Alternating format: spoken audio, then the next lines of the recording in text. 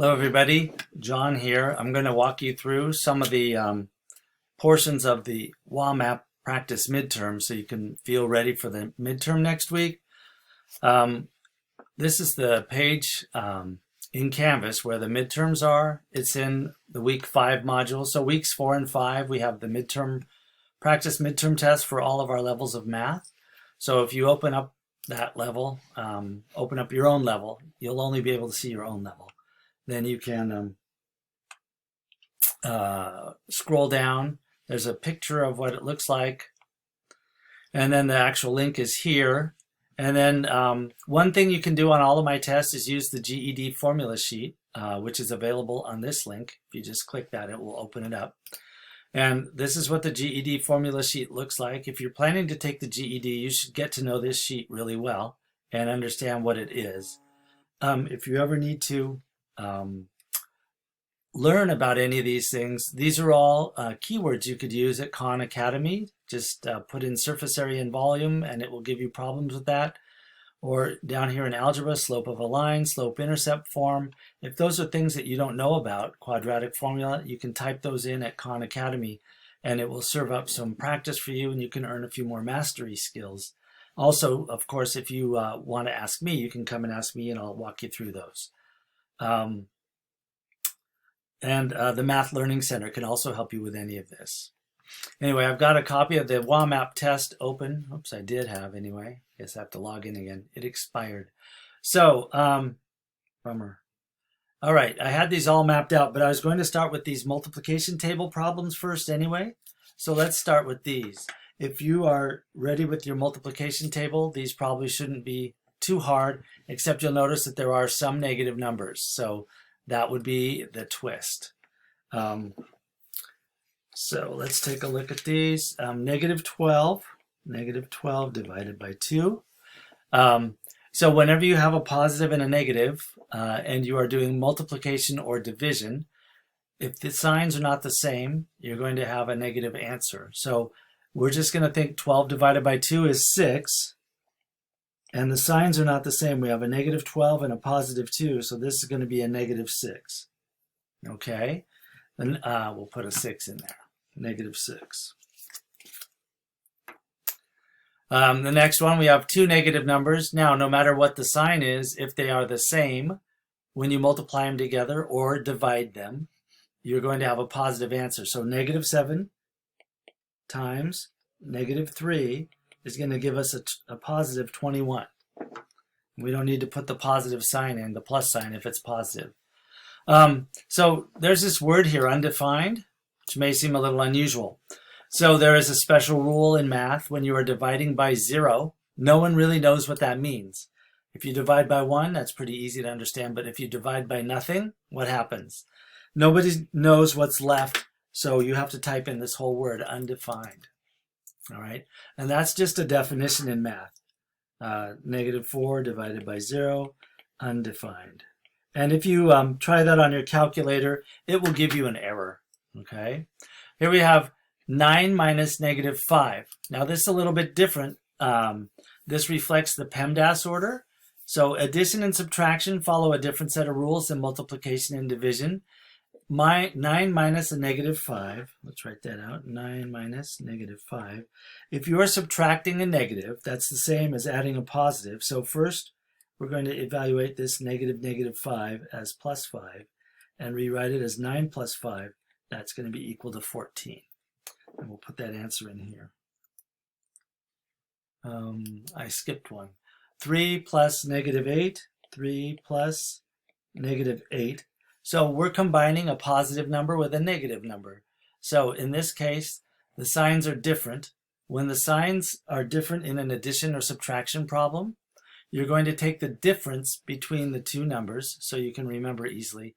If the signs are different for addition or subtraction, you're going to take the difference between the two numbers and then keep the sign of the bigger number.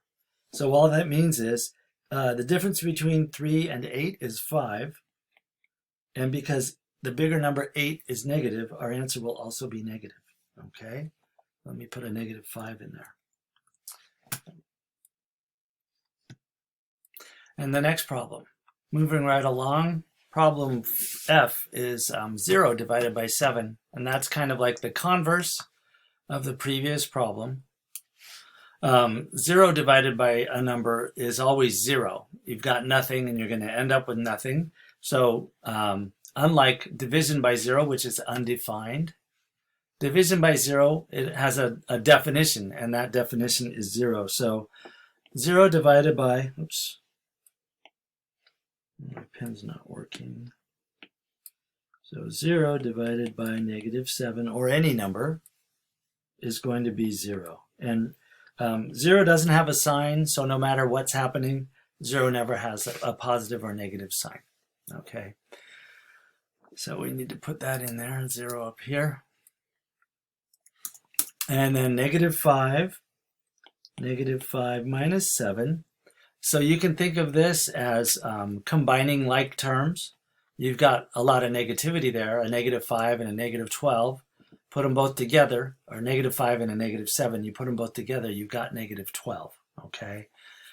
You can do it with a number line too. Start at -5 and go to the left 7 more places and end up at -12. You'll have different strategies depending on the size of the number, but for this size number, either think of combining like terms or think of a number line. This is -12.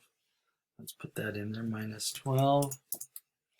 4 times -9, so here we have different signs. So we're going to have a negative number. 4 times -9. 4 times 9 is 36, and because it's the signs are different there, we're going to have a -36. Let's put that in, -36. And I'm using the tab to go between numbers, and that can save time. -2 times 5. Signs are different, so we're going to have a negative number, so -10. Oops, not 19, but 10.